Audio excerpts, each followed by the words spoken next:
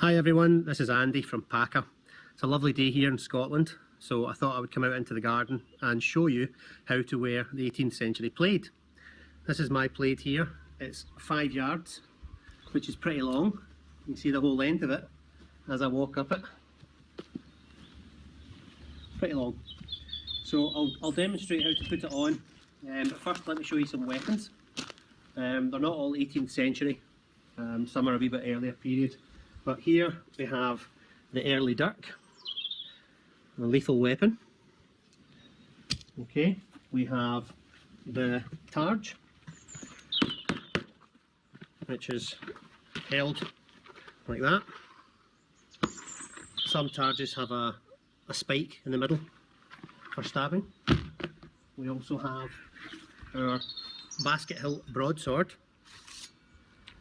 This one here is razor sharp.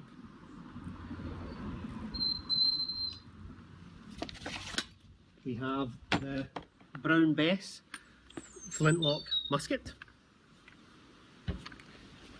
and what else do we have? We've got 2 flintlock pistols as well, which I just got the other day. These are pretty cool.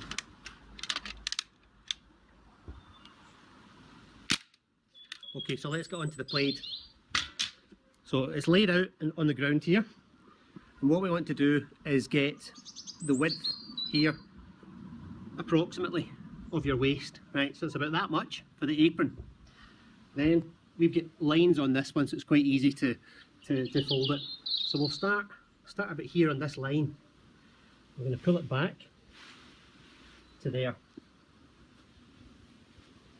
Now it doesn't have to be as accurate as this, but it does look rather good. So I'm going to go miss a line here, and I'm going to go into the next line, okay, and just pull it towards me. Very simple, doesn't take long at all. Okay, and again just repeat. Okay, you can see it's all lined up evenly, so this is really quick.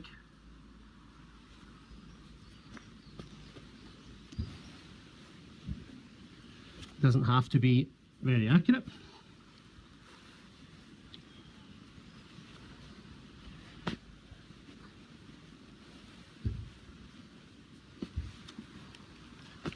There we go. You see how easy this is? There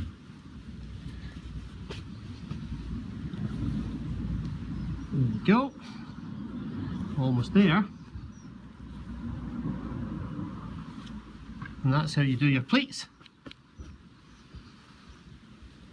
I know there were a few of you asking how this was done, so that's why I'm doing the video for you.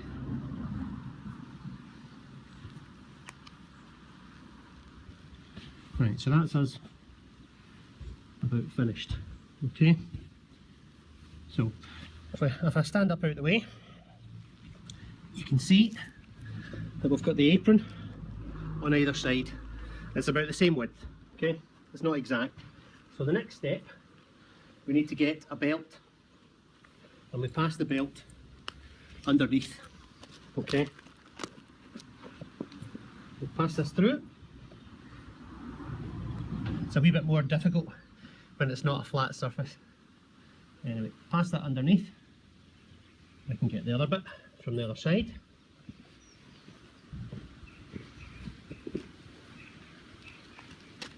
There we go. We can actually just tuck this in a wee bit as well. We'll move the sword out the way. So next thing I do is lie down. Right, if you come round here, for a man's kilt, what we want to do is lie down. We want the kilt just above the knees, okay? So we fold over the right hand side first, okay? As I say, you want that just above your knees, wee bit of kilt porn, right? So that's there, and then the other side goes from left to right, okay? And that should overlap the bottom layer. So looking at that, looks okay. You get your belt, and you want to put this on nice and tight. That'll do. A lovely sunny day here in Scotland. So, I'm happy with that. The next step, stand up. So as you'll see, we've got it just above the knee. And it's all nice and even all the way around. Okay? So the next thing I do, I get this one here, this flap here. So if you look at it from this angle, I'm going to grab this point, and to make it look a bit neater, I'm going to tuck this little frilly layer inside. So I'm going to do a little fold there, alright? And then I'm going to grab the point and I'm going to tuck it behind, tuck it into the back. There. Okay? Then that leaves me with this one hanging down. So again, I'm going to tuck that in, grab the point and take that round the other side. And that gives me two fairly even sides. I don't know how that looks at the back. It should look quite equal. So, next step, we'll put our belt on. If we can find it.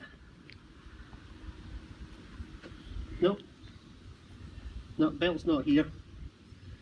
So, what I'll do is I'll just put my sporran on instead, okay? I've got a nice big buckled belt that goes on top of this. So, put our sporran on.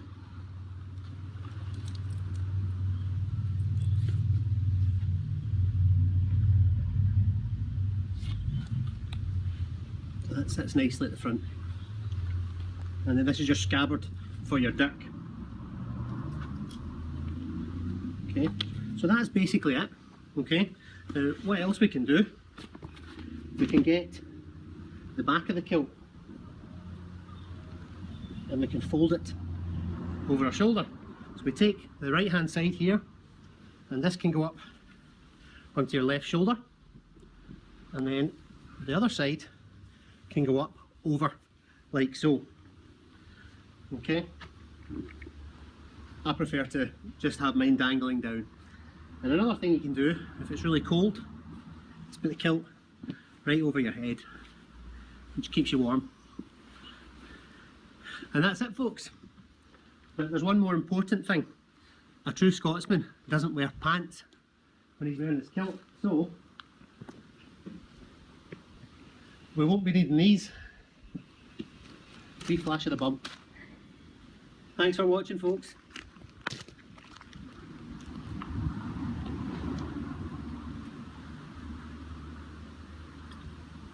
Slangivar. Patrick, do you want to come say something? I remembered. You're going to say? Thanks for? Thanks for watching. Thanks for watching, folks. Bye bye.